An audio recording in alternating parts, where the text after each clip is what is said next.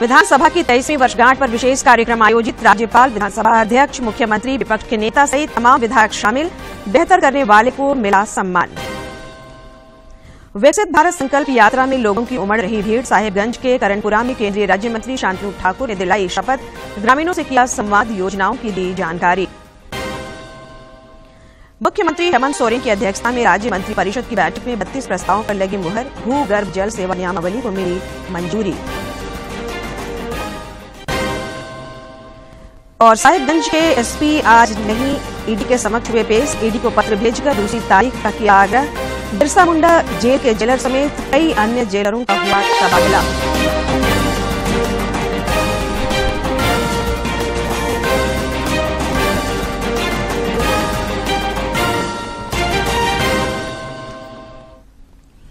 नमस्कार, खबरें झारखंड में आपका स्वागत है। मैं हूं संध्या दिमता और अब समाचार विस्तार से। राष्ट्रपति द्रौपदी मुर्मू आज आंध्र प्रदेश के पुटापर्थी में Sathya Sai institute of higher learning के 42वें दीक्षांत समारोह में शामिल हुई। इस दौरान उन्होंने राष्ट्रीय शिक्षा अभियान नए भारत के लिए नई शिक्षा नीति का शुभारंभ किया।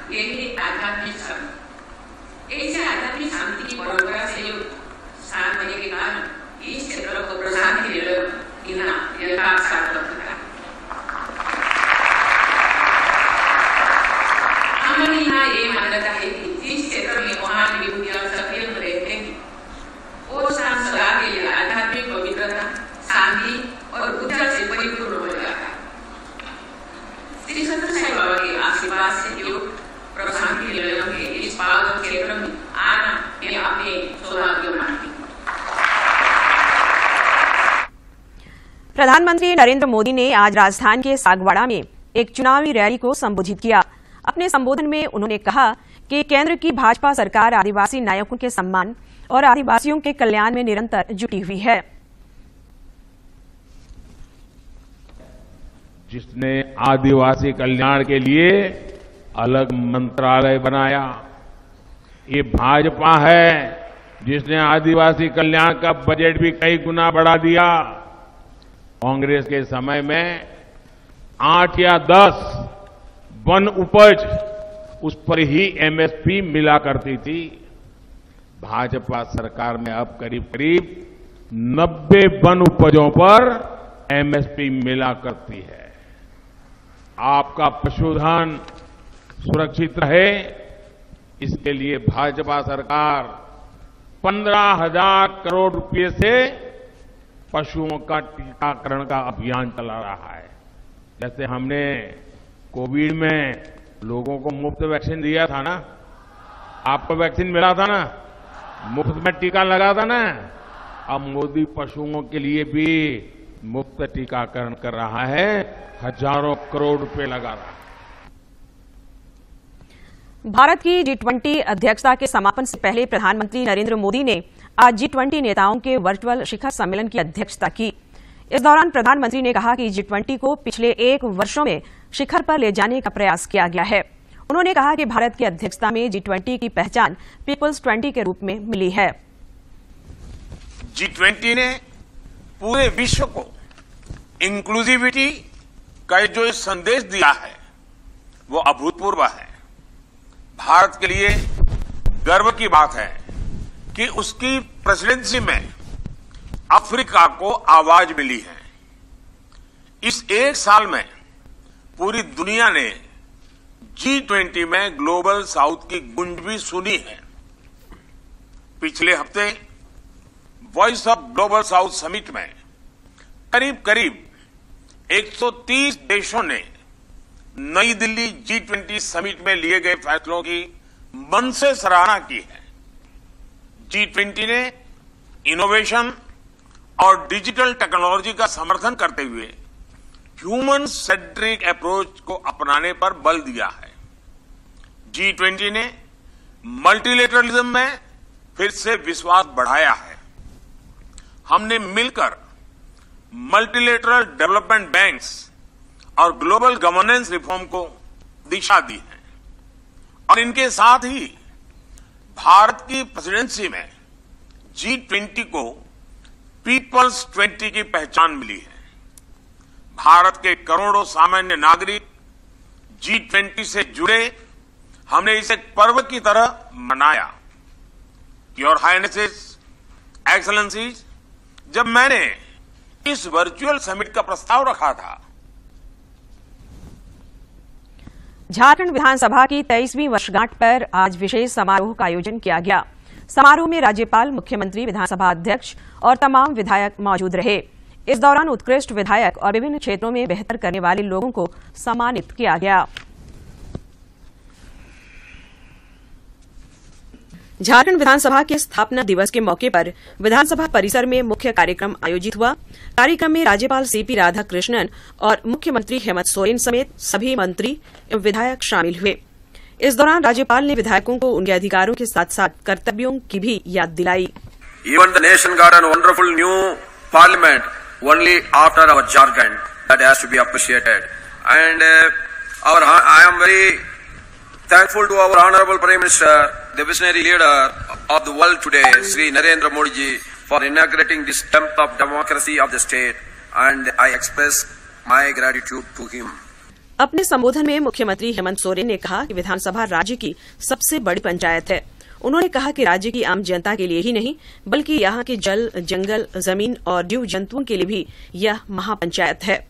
ये राज्य का सबसे बड़ा पंचायत है। मंदिर, मस्जिद, गुरुद्वारा से भी ऊपर ये महापंचायत है। जाति, धर्म, वर्ग और पूरे झारखंड के लिए सिर्फ आम जन ही नहीं, बल्कि इस राज्य के जल, जंगल, जमीन, यहाँ के जीव जंतु के लिए भी ये महापंचायत है। इस दौरान विधानसभा अध्यक्ष रविन्द्रनाथ महतो ने कहा कि लोकतंत्र में पक्ष और विपक्ष की भूमिका महत्वपूर्ण है। उन्होंने कहा कि आज हम विकसित भारत का संकल्प ले रहे हैं, तो निश्चित रूप से हमें उन राष्ट्र निर्माताओं का नमन करना चाहिए। साथ ही उनके दिखाए रास्ते को कभी भूलना नहीं चाहिए। 14 अगस्त 1947 को संविधान सभा में अपने कालजयी भाषण में देश के पहले प्रधानमंत्री पंडित जवाहरलाल नेहरू ने कहा था, राज्य और अस्तित्व के लिए लगातार विधायक के प्रति जिम्मेदार रहे। सदनों के माध्यम से जनता के भावनाओं के गूंज लगातार सरकार तक पहुंचती है। सरकार केवल बहुमत के बल पर जनता के वाजिब सवालों से मुंह नहीं फेर सकती। विधानसभा में प्रतिपक्ष के नेता अमर बावरी ने कहा कि विधानसभा कई ऐतिहासिक क्षणों का गवाह है। यहाँ राजनीतिक महत्वाकांक्षा को त्याग कर जनहित से जुड़े मुद्दों पर बहुमत से निर्णय लिया जाता है। और विश्व में जितने भी मानव इतिहास में शासन प्रणालियां रही है, उसमें लोकतंत्र को सर्वश्रेष्ठ माना गया है। और इस सर्वश्रेष्ठता का कारण है क्योंकि यहाँ जो भी निर्णय लिए जाते हैं वो आपसी विचार के साथ, विमर्श के साथ, और उसके बाद एक तो सर्वसम्मति बनाने का प्रयास होता है। अगर सर्वसम्मति ना बने तो हम हमेशा जो है बहुमत के आधार पर निर्णय लेते हैं। कार्यक्रम के दौरान चयनित उत्कृष्ट विधायक मनिका के रामचंद्र सिंह को सम्मानित किया गया। श्री सिंह ने कहा कि वे सभी लोगों के सहयोग से जनता की उम्मीदों पर खरा उतरने का प्रयास करेंगे। 95 से लेकर आज तक आदरणीय लालू प्रसाद यादव, जिंदर सिंह नामधारी जी, धीरज प्रसाद साहू जी, इसके बाद आलमगीर साहब, सभी लोगों का, हमको माननीय मुख्यमंत्री श्री हेमंत सोरेन जी का, सभी लोगों का, श्री रविन्द्रनाथ महतो जी का, सभी का सहयोग मिला।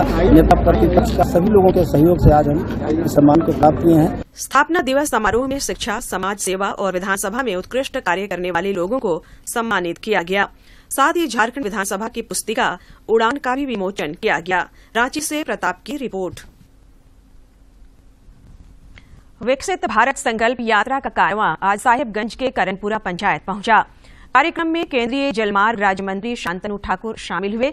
इस दौरान उन्होंने कहा कि केंद्र सरकार के प्रयासों से लगातार लोगों की जिंदगी में बदलाव हो रहा है।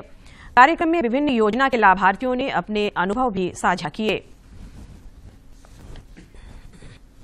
साहिबगंज के तालझारी प्रखंड के करनपुरा पंचायत में विकसित भारत संकल्प यात्रा में शामिल होने पहुंचे केंद्रीय जलमार्ग राज्य मंत्री शांतनु ठाकुर का पारंपरिक तरीके से स्वागत हुआ।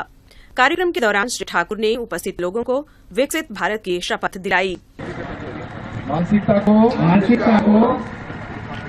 जड़ से ऊपर फेरेंगे। इस दौरान श्री ठाकुर ने वहां मौजूद लाभार्थियों के साथ संवाद किया और उसकी जानकारी भी ली। अपने संबोधन में उन्होंने कहा कि प्रधानमंत्री नरेंद्र मोदी अंतिम पायदान पर बैठे व्यक्ति तक विकास की किरण पहुंचाने में लगे हैं। यह कार्यक्रम विकसित भारत के संकल्प को पूरा करने में महती भूमिका निभाएगा। माननीय प्रधानमंत्री जी ने पिछले 9 सालों में जितने सारे प्रकल्प, जितने सारे हमारे लिए ये स्कीम्स जो है ये लाए हैं, इसमें हम लोगों ने पिछले 9 सालों में कम से कम 9 से 12 करोड़ लोगों को गरीबी उनकी सीमाओं रेखाओं से पार करके उनको थोड़ा सा विकसित किए हैं। LED वैन के जरिए यहां मौजूद लोगों को केंद्र सरकार के विभिन्न योजनाओं की जानकारी दी गई। केंद्रीय राज्य मंत्री ने लाभुकों के बीच आयुष्मान कार्ड समेत कई योजनाओं के कागजात सौंपे। लाभुकों ने योजनाओं के जरिए जीवन में आए बदलाव की कहानी भी साझा की। समूह में जुड़ के मैं क्या फायदा उठाई। समूह में तो जुड़ी और सभी दीदी को मैं बाल विवाह, ऐसी कुप्रथा या डर से पीड़ित या फिर बाल विवाह या हिंसाओं से, यौनिक हिंसा, मानसिक हिंसा और शारीरिक हिंसा से रोकथाम के लिए हम एक योजना अभियान चलाते हैं। मुझे प्रधानमंत्री मातृ वंदना योजना के द्वारा 5,000 रुपया मिला, जिससे मुझे अनेक लाभ हुआ, जिससे मैं अच्छे खान-पान से स्वस्थ रख पाई। इसके लिए मैं भारत सरकार को धन्यवाद देती हूँ।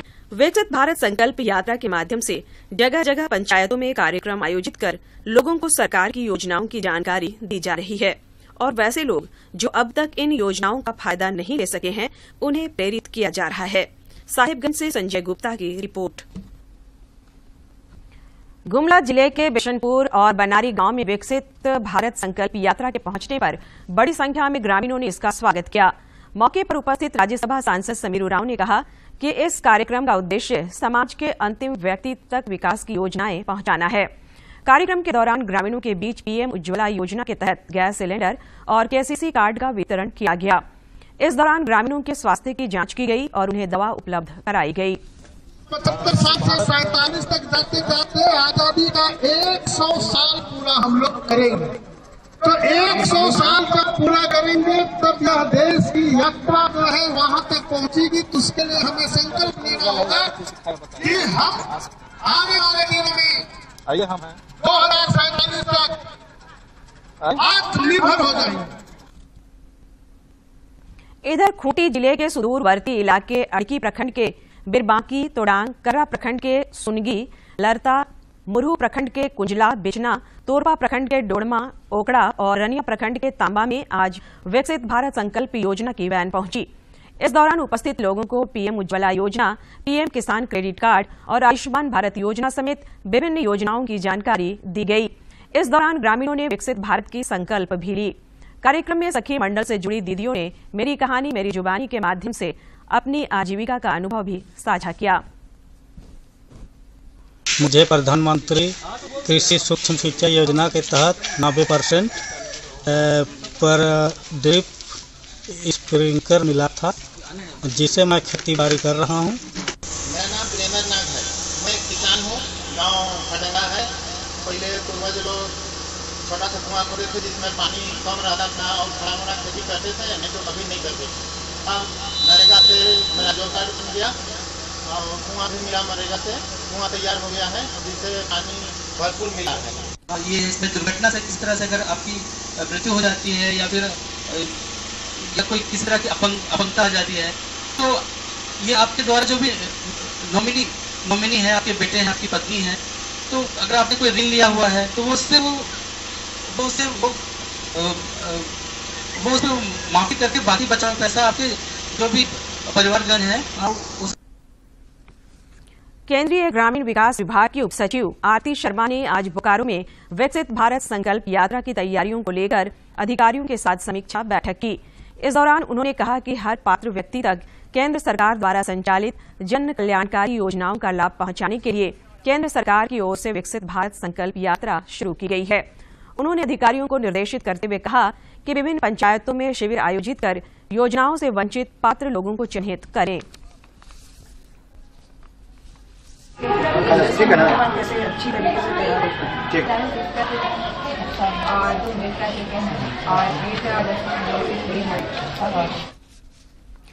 मुख्यमंत्री हेमंत सोरेन की अध्यक्षता में आज रांची में हुई राज्य मंत्री परिषद की बैठक में कुल 32 प्रस्तावों को मंजूरी प्रदान की गई।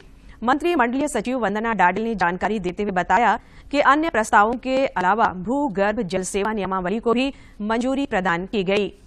दूसरा प्रस्ताव कार्मिक विभाग से स्वर्गीय रविशंकर उपाध्याय तत्कालीन पीठासीन पदाधिकारी राज्य परिवहन अपीलीय न्यायाधिकरण रांची की चिकित्सा हेतु एयर एम्बुलेंस से रांची से हैदराबाद ले जाने में हुए व्यय के प्रतिपूर्ति की स्वीकृति के संबंध में। रविशंकर उपाध्याय, इन्हें मई 2020 में रांची से हैदराबाद एयर एम्बुलेंस ले जाया गया था। उस वक्त कोविड-19 के कारण परिवहन के अन्य साधन भी उपलब्ध नहीं थे। उसी की प्रतिपूर्ति की स्वीकृति दी गई। जमशेदपुर में स्वर्णरेखा क्षेत्र विकास ट्रस्ट की तरफ से आयोजित बाल मेला बच्चों में सकारात्मक परिवर्तन ला रहा है। इस अवसर पर पहुंचे जमशेदपुर पूर्वी के विधायक सरयू राय ने कहा कि यह मेला बच्चों को खेलकूद और विभिन्न गतिविधियों से जोड़कर उनके समग्र विकास करने में जुटा है। उन्होंने कहा कि अगर घर में माता पिता अपने बच्चों से बात करें तो घर स्वर्ग बन जाए। सुविधा हो और इसके साथ ही जो हमारे शैक्षणिक संस्थान हैं, सरकारें हमारी हैं, जिनके प्रशासनिक विभाग की साझे हैं, इन सबों को भी जानकारी लें और कानून को अमल में लाएं। अवैध खनन मामले में साहिबगंज के एसपी नौशाद आलम आज ईडी के समक्ष पेश नहीं हुए। ईडी को पत्र भेजकर उन्होंने उपस्थित होने के लिए दूसरी तारीख की मांग की है। बताया जाता है कि नौशाद आलम ने पत्र में लिखा है कि उन्होंने पुलिस मुख्यालय से मामले को लेकर सुझाव मांगा है, अतः उन्हें कुछ दिनों की मोहलत दी जाए। इधर राज्य सरकार ने बिरसा मुंडा केंद्रीय कारा के जेलर नसीम खान समेत 6 जेलरों का तबादला कर दिया है। उत्तरी छोटा नागपुर प्रमंडल के आयुक्त सुमन कैथरीन किस्पोट्टा ने बोकारो जिले के रामरुद्र उच्च विद्यालय चास और उत्क्रमित विद्यालय बाधाडीह में बने बूथ का निरीक्षण किया। इस दौरान आयुक्त ने उत्क्रमित विद्यालय बाधाडीह में बच्चों के साथ मध्याह्न भोजन भी किया। हजारीबाग जिला अंतर्गत बड़का गांव के विधायक अंबा प्रसाद के पिता योगेंद्र साव ने जिस जमीन पर कब्जा किया था, उस जमीन को जिला प्रशासन ने बुलडोजर चलाकर मुक्त कर दिया है। जिला प्रशासन की टीम आज सुबह दल बल के साथ इस अतिक्रमित जमीन पर पहुंची और जमीन को मुक्त कराया।